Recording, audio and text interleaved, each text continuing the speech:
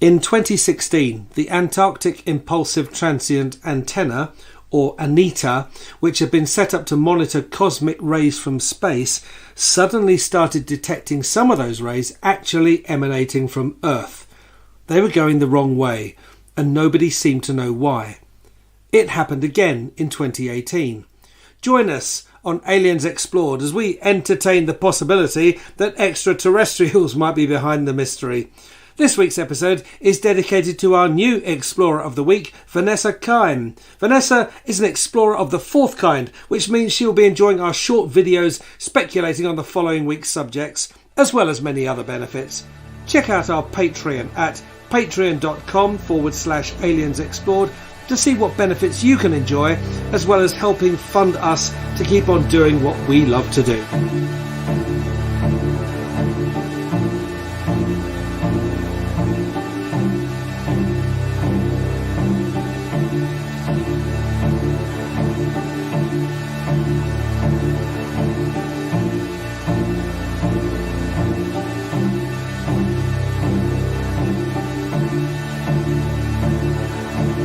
Aliens Explored is a weekly podcast exploring famous and obscure cases of UFO sightings, alien abductions and other strange events from both a believing and a sceptical perspective, whilst keeping an open mind.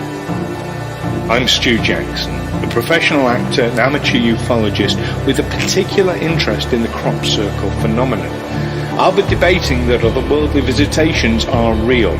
The truth is out there. And I'm Neil Kelly. I'm a professional actor as well and used to work for the military as an intelligence analyst. I'll be arguing from a more doubtful point of view. I mean, it's all a bit far-fetched, isn't it?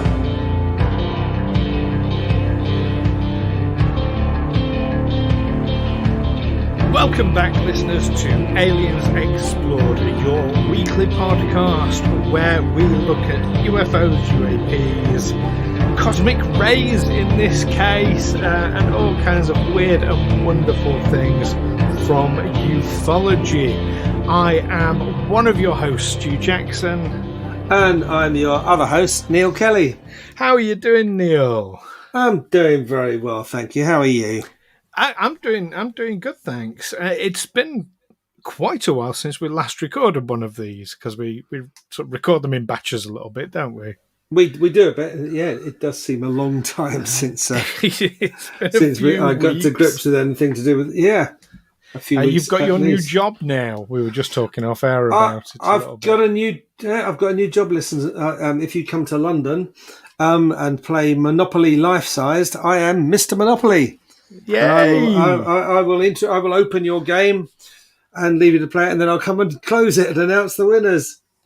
and I look just like the bloke on the picture on the board game with my top hat and my little M tie clip and my walking stick and my cane. We work for Hasbro Games and they're very specific about our look, so I had to shave off my goatee beard, and they wouldn't even let me keep my own moustache. I have to wear the approved false moustache. Indeed. Hasn't it? I'm sure, and now it might just be in America, maybe our listeners can clarify this. He's got an actual name, hasn't it? Is it something Moneybags? I'm going to look that up, actually, because I think I'm sure I've heard somewhere he's got an actual name, and it's like Mr. Moneybags or Theodore P. Moneybags or something, Okay, I'm going to look that up because, I use a script that has been presented to me by Hasbro Games where I say, hello, I'm Mr. Monopoly, and everyone addresses me as Mr. Monopoly. I'm thinking it might be, if it's more of an American thing, then obviously because it's in the UK and London, they wouldn't use something that people aren't going to recognize. Because if you said in London, I'm Theodore P. Moneybags or whatever it might be, people are going, who? You may know me as Mr. Monopoly. I'm not sure. Yeah. I'm not sure even people even know him as Mr. Monopoly, but you just buy a game of Monopoly and there's that picture on the board of this guy in a top hat with a cane. And I suppose because I've been made up to look like him, I walk into the room with my top hat and a cane and my white moustache and say, "Oh, Mr. Monopoly." They know. And of course, they will have seen a video before I walk in as well. There's a little video presentation. Ah, right. So, are you in that as well? No, that is the cartoon Mr. Monopoly that they'll recognise from the box on their game. Right. And then I'll walk in looking something like him. Right. So his head's a little bit rounder than yours, isn't it? His whole body is a little bit rounder than mine. Yeah. Maybe I should have auditioned. Anyway. You know, it's regular work, man. It's a PAYE job with paid holidays. You know, it's a job. That's do you know what? That's an interesting thing as well that we were just talking about off air. Is for you. I mean, yeah, great. You know, regular work, paid holiday, all that sort of thing. Yeah, for you, that's great. That's exactly what you want. For me, that's a living nightmare. Do you know when I last had a PA? Sorry, for our non-English, PAYE is a pay as you earn. It means that you're on the payroll of a company and you have a regular job and you receive a salary which is taxed at source because it's pay as you earn, PAYE. Do you know when the last time I had a regular job with paid holidays was? Ooh, now. I'm trying to think if it's one we've done together. No, you don't know me or nothing. Okay. Nothing of any duration. I mean, I have had odd little jobs where I was on the payroll when I was doing the COVID testing, for instance, but that was only for a couple of months. Oh yes. But the last time I had a proper job with paid holidays that I could actually take was 2001. Wow.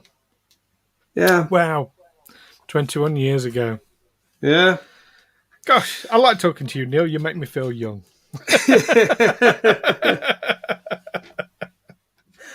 Wow, 2001. 15 years before some strange emanations were found coming out of Antarctica. Which is a great segue there, mate. Great segue. I felt I had to do something. A seamless switch to the topic at hand. Cosmic rays from Antarctica. Bizarre particles. Yeah. Indeed, yes. So, I think first of all, it's important to clarify what we actually mean by cosmic rays. Because when I first heard cosmic rays, I thought back to like the old Fantastic Four comics. That was cosmic rays that changed them all, wasn't it? Turn them into superheroes. Into the Fantastic Four, yeah. Cosmic. Oh, yeah, go on.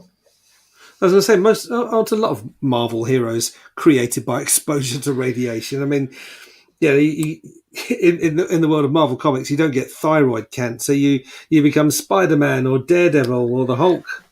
It's or the Fantastic Four. It's a lot like the old horror B movies. It depends on what's in the public consciousness at the time. So, for a period of time, yes, and for a long period, it was because the threat of nuclear war and nuclear radiation was prevalent in people's minds. Yes, radiation mutating people into, the Fantastic Four or... in B movies into monsters, or into monsters, or it was an irradiated spider that bit Spider-Man, and then of course I remember when the Toby Maguire movies came out, because people were thinking more about genetically modified things being like at the forefront of the in the zeitgeist. There you go. Yeah. I love using that word when I can shoehorn it in. But because, genetically modified things, it was a genetically modified spider that bit him, not a radioactive spider. In the Toby Maguire movies. So, it's always just been whatever's at the forefront of people's fears, I suppose. And I mean, all those Marvel characters were all created in the early 1960s, weren't they? They were. Yeah, they were all, And toxic waste plays a part, because you mentioned Daredevil. He lost his eyesight and gained his powers because of a vat of toxic, or a tanker of radioactive toxic waste. tanker, yeah. Radioactive toxic waste, yeah. The Hulk gamma radiation. Yeah, yeah. It's all a bit of a thing. And the Fantastic Four, of course, went on a space trip and got blasted by cosmic rays and landed on Earth and found they had superpowers. And yes, well, I suppose one of them kind of became a monster, didn't he? I'm surprised he wasn't hunted down. The Thing. Ben Grimm. Poor chap. Yeah. So what cosmic rays actually are? We know they are fragments of atoms. So you've got protons, electrons, atomic nuclei, all basically the components of atoms traveling through space into our atmosphere. They're coming close to the speed of light, very close to the speed of light, so close that some people do say they travel at the speed of light. It's not entirely accurate, but it is very, very close to the speed of light. And is it enough to make a difference? I mean, is close to the speed of light actually a very different thing from being actually at the speed of light in terms of physics? It's it's not an infinite speed, as we know. It's just, I suppose it's like saying, speed. Is 20 miles an hour close to a 30 mile an hour speed limit? I just wondered if something if the whole nature of something changed when it actually reached the speed of light, if it became a different thing to what it was to something travelling at slightly less than the speed of light. Theoretical physics tells us that in order to travel at the speed of light, something would have to have zero mass and zero. Well, it would have to have zero mass. I know that. And even protons and electrons are not quite zero mass. So how do these atoms how do they get broken up? It's caused by some kind of cataclysmic event out in space, isn't it? That's an excellent question. We don't know that they are broken up. All we know is that they are made up of protons, electrons, and atomic nuclei. So we don't know if they once were atoms that have been shattered, or it's just the building blocks of atoms flying through space. We don't know exactly where they came from either. We know they've come from outside the solar system. It has been... it's kind of like fairly recent discoveries in terms of cosmic rays. We know that they come from a cluster of stars fairly nearby, or they come from sort of that general direction, but it's really hard to gauge because as soon as they come close to Earth, the various magnetic fields change their direction. Right. So it's really hard to gauge their exact point of origin. Obviously, like having advances like the ISS, the International Space Station, where they can monitor it further away from Earth, that's helped tremendously. But they did have But they did have equipment set up to monitor cosmic rays actually hitting the Earth and apparently penetrating quite deep, but so deep that it was speculated that they might come out the other side. And also equipment dangling from high altitude balloons over Antarctica that would pick up rays. So neutrinos are exceedingly small particles created in a number of ways, including exploding stars and gamma ray bursts. They are everywhere within the universe and are tiny enough to pass through just about any object, from people to lead to buildings. And it says the Earth itself. This is from the Science Daily. Yes, site, because they're close to zero mass. So, as we know, even solid objects is mostly made up of nothing. They would just fly through the nothingness, not hitting anything. They're that small. And so this equipment was set up to monitor cosmic rays coming from space and hitting Earth. but what they noticed was actually cosmic rays coming from Earth and going back out into space. This is the specific one that discovered them in 2016. Yes. I think it was was it an Australian research station that discovered them? I know the equipment was had the acronym ANITA, which is short for the Antarctic Impulsive Transient Antenna, which started in 2006. So they only noticed these anomalies in 2016 and 2018. So they're not happening now. It was just a once in a no. Oh no, it's not something that's happening permanently. It's just something that's happened a couple of times. And rather than these cosmic rays coming down from the sky and hitting the Earth, they're coming up from Antarctica. Now, we use cosmic rays an awful lot, and we use it all over the world. We make good use of them. They've even used them to discover certain voids within, like, the Great Pyramid at Giza and things like that. They're quite remarkable things that are very, very useful. So we have the power to create these rays, do we? That we can replicate them. I think we have the power to manipulate them and direct I don't know about them. creating them, but certainly manipulating them. But yeah, so the upcoming, basically out of the ground in Antarctica, out of the ice, these bursts of cosmic rays. That, like I say, we know come from this cluster of stars. This right. So it's been. What do we make of this? A guy called Ian Shoemaker, an assistant professor in the Department of Physics at the Center for Neutrino Physics at the Virginia Tech College of Science, seems to think that they're bouncing back. That these cosmic rays were hitting Antarctica, because they don't seem to be coming from Antarctica. They missed the top layer of ice, enter the ground, and striking into deep compacted snow. So it's something called FIRN, FIRN, which is the subsurface. It's somewhere between glacial snow and solid glacial ice. So he's saying that they bounce back, but if that was the case, it would be doing it all the time, wouldn't it? Wouldn't it have just been? It would. 2 occasions. It'd be fairly constant. On top of that, as you quite rightly said very early on, these things are small enough to pass through solid matter. So how are they bouncing back? That doesn't make any sense to me whatsoever. Because even light can't pass through a solid matter, can it? But do you know what? That's why we have curtains. That's why we have curtains.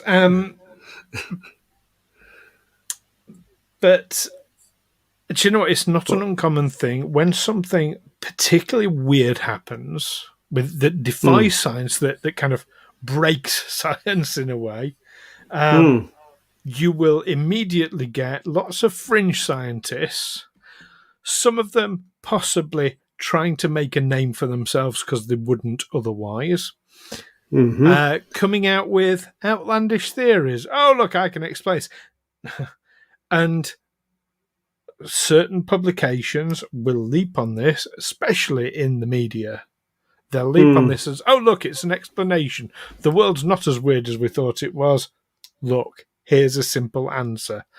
It's the Doug and Dave situation again, you know. Here's a really simple answer, even though it doesn't answer it. Yeah, scientists, it's in their job description, really, they kind of test scientific theories to destruction all the time. They take an interest in a particular phenomenon, and if they can actually create a new science or disprove something that was taken as the scientific consensus, they can really make a name for themselves, as long as it's done as long as what they do is shown to be scientifically sound, otherwise they'll just show themselves up as a crank. But that's why the scientific consensus on most things is to be trusted, because scientists are really, they're trying to disprove it all the time. Yeah, but you've just sort of inadvertently, I think, hit the nail on the head, unless they're shown to be a crank. And historically, science has a real... They've got form for if someone suggests something, even proposes an idea of something that is different from the norm, they're immediately branded a crackpot. There is that. And I think that's quite damaging to science. I do get what you're saying. Yes, for the most part, I'm a person who trusts science and I believe in science. I have a lot of, I suppose you would call it, faith in science. But at the same time, science doesn't have all the answers, because they automatically reject hypotheses and theories simply because it doesn't fit their worldview. Or it doesn't suit. It challenges existing power structures and hierarchies. I mean, it's political as well. It's always going to be political. Absolutely. But look at crop circles. There is something very, very weird and strange. There is a weird, strange phenomenon going on year after year after year, and you don't get any serious, or very, very little serious scientific investigation into it. Why? Because it's weird. Because anybody who publicly investigates these things is deemed to be a crackpot, just by virtue of them investigating it. So that kind of implies there must be people in science departments in universities, and they say, well, what are you going to do for your thesis? They say, well, I'm going to look at crop circles. They'll be talked out of it. Well, their mentors will say, don't, just stay away from that. They'll be told, you will fail. If you make that your thesis, you will fail. Yeah, absolutely. Absolutely. It's only either very, very brave scientists who publicly acknowledge investigating it, and they're very few and far between, and, of course, they're all labelled crackpots. Or it's those scientists with nothing left to lose in their careers. And unfortunately, there may be reason for that, but they're also banded as crackpots. And but there are also a legitimate scientific thing going on. But there are also crackpots who find an audience for a particular point of view, they find support, and they can find patronage for that kind of thing. I mean, Dr. Andrew Wakefield, who made the spurious connection between the MMR vaccination, the measles, mumps, rubella, and autism, which was a very poorly researched. I mean, it was published in the Lancet, but has been retracted. But how many kids were damaged by measles or rubella or mumps because their parents wouldn't vaccinate? And still to this day, even though it's been proven to be absolute bollocks, there are people that still won't get their kids vaccinated with MMR. And of course, Andrew Wakefield went over to the States, where his kind of attitude towards science and vaccinations went down very well with the Trump administration. He found himself a nice cozy position there, because Donald Trump and a lot of his regime were anti-vaccination. They knew that there was a political ground there, political base that you could base on anti-vaccination. There still is. Yes. I think cultists is the word you were looking for there. There's that, I mean, there are people in my family who are. This is a bizarre thing. They don't believe that climate change is a thing, or it's not caused by human activity. So and my brother's mate tried to lend me this book. Well, he lent me this book, and it's actually and the reason he trusted what this guy was saying was because he used to be in Greenpeace, even though Greenpeace don't, even though he's completely at odds with Greenpeace on his views on climate change, he trusts him because he was in Greenpeace. He must know what he's talking about. Anyway, we've gone way, way, way off topic here.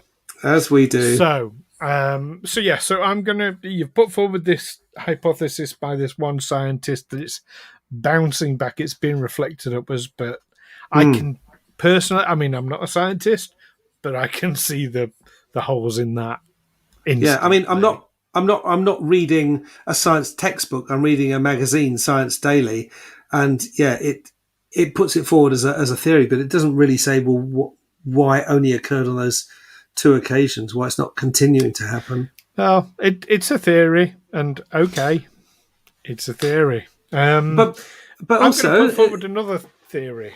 Okay. I never realised I had such strong views on cosmic rays. Well, no, so we've talked on this podcast a number of times about hollow Earth theory and underground aliens and things like that. What if this is a little bit out there, and I acknowledge it is, but what if these cosmic rays are somehow being used as either a communications channel or even to aid with transport, and they're being emitted between aliens in an underground base under Antarctica and the aliens in this nearby star cluster? I did wonder when you were going to get round to linking this to extraterrestrial activity. It's what the podcast is about. It's what our listeners are expecting to hear. Yeah, yeah. But if as you say, we can use cosmic rays, we can actually direct them and use them for scientific purposes. Surely, if someone posits a theory that these things are just bouncing, couldn't they create an experiment to demonstrate that or to prove that? Yeah, that'd be nice, wouldn't it? Yeah. But no, they've just come up with a theory. And no, it's not a testable theory. It's not it's not really I mean, it holds about as much water as my theory, to be honest. Well, yeah, and because, I mean, the articles I've looked at, I mean, they're quite, for a not particularly scientific person like myself, they're quite densely scientific articles. There isn't much mention about why they think, the fact that it only happened on these, it was only detected on these, was it 2 occasions or 2 for a period of time in 2016, the period of time in 2018? Well, it's 2 occasions when we happened to be monitoring that area. Right. So and it doesn't even say it's confined to a particular place, but there's one particular spot that said Antarctica. Well, that's an entire continent. So it is. So yeah. So I don't know. I don't know what to make of that. But have you got any theories then, Neil, yourself? No, I haven't, because of my total ignorance of the matter. If someone says, well, these things can bounce, then I think, okay, the one side says, another one says, well, because they're so tiny, they can pass through anything.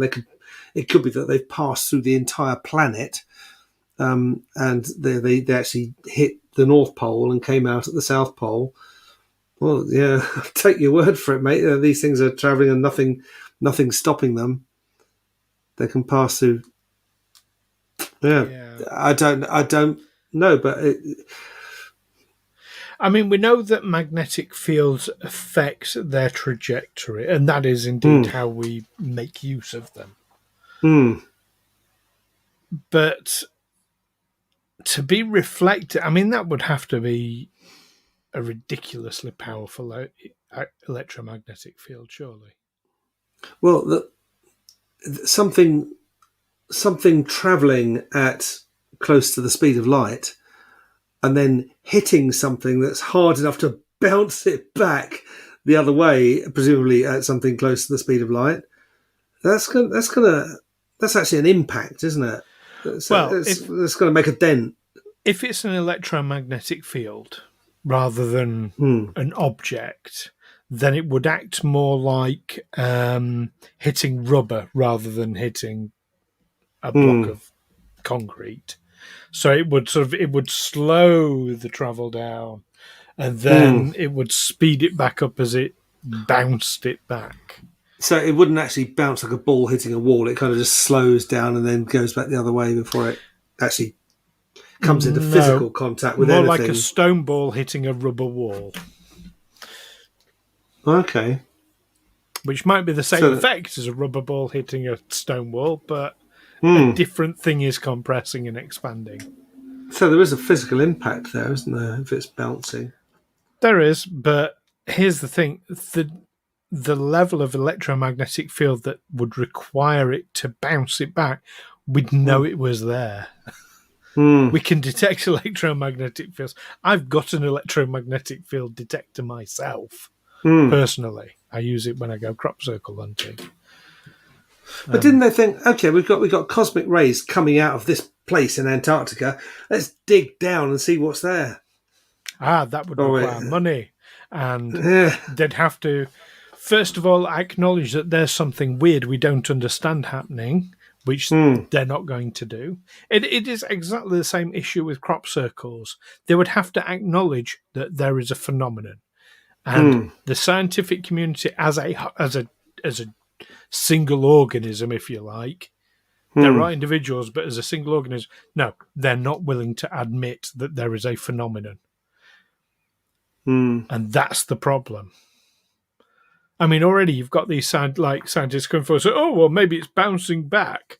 No, of course it isn't. That's silly. We know it is. You know, us as laymen, we know that's silly. But it's an answer. It's, oh, well, that's all right then. We don't need to investigate it. So somebody somewhere is actively stopping investigations into these phenomena by manipulating people. I'm going a little bit down the rabbit hole now, and I'm not ashamed of that. But I've seen it over the years with crop circles. But anybody who actively investigates them, you're a crackpot. You're shunned from the scientific community. There is a legitimate phenomenon. It could mean, powerful people have some kind of secret to keep that they want to keep suppressed. It could also mean that someone's not prepared to spend money on looking into that kind of thing. And yet, look at the things they do spend money on. Our own MPs have decided that they're worth a $2,000 a year pay rise. Isn't it funny because they're trying their jobs because they're trying to claim that this spiraling inflation, which is now up over 11%, is caused by wage increases. But the only people who've had a wage increase that's above inflation is them.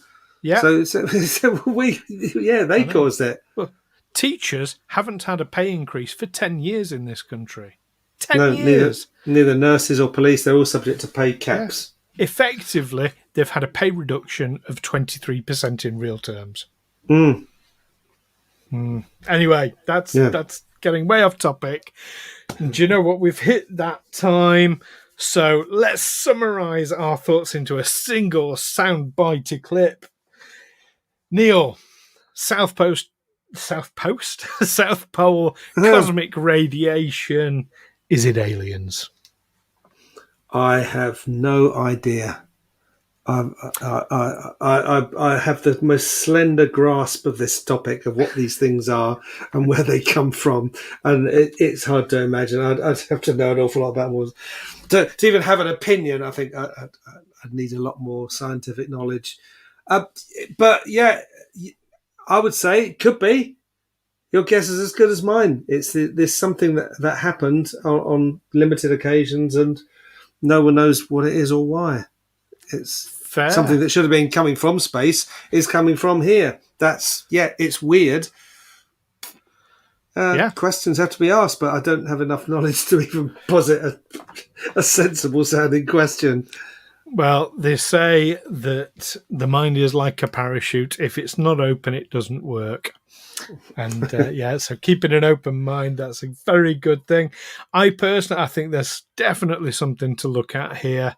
The fact that the cosmic radiation coming into the Earth is coming from one sort of general star cluster. I'd be very interested to know if the radiation coming away from the Antarctica is heading in the same direction or a different one. That would help inform me, to be honest, but I wasn't able to find that information out, sadly. But yeah, I think I'm at that place where, all right, I can accept there might be a mundane explanation for it, but it just wouldn't surprise me if this was involved with UFOs or extraterrestrial visitors in some manner. What do you think, listeners?